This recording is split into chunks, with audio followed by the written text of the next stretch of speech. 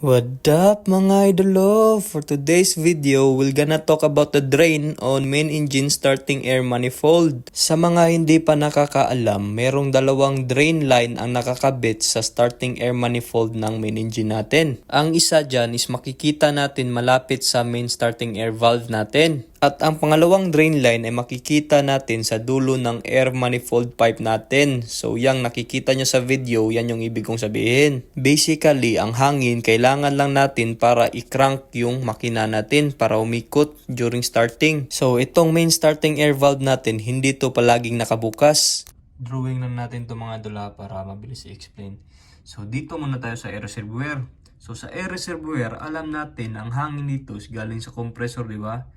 At alam din natin na merong carryover ng oil na sumasama sa hangin.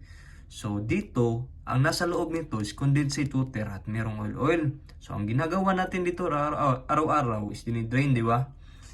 Pero hindi pa rin maiwasan na meron pa ring oil talaga na sumasama at pumupunta dito sa starting air manifold natin. So kunyari, nagsta-start na, di ba? So, main starting air, bumubukas, naririnig mo na yung piston na bumababa. So, pagtapos niyan, itong starting air na to is magsisirado, di ba? Kasi nag-crank na siya eh.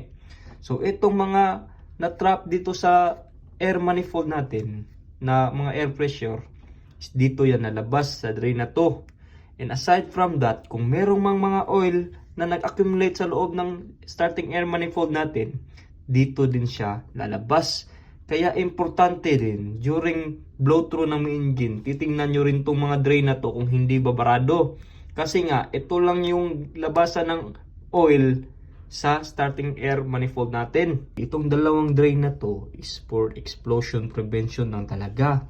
Kasi nga, kung hindi mo maialis yung oil dito, at in kasong magli-leak yung starting air valve mo, so yung init na galing sa combustion chamber, dadaloy dito yan sa starting air manifold.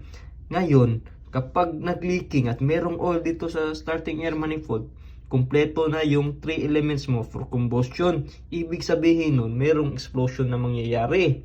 So, gumawa na ako ng video about sa bursting disc. Check nyo lang yun.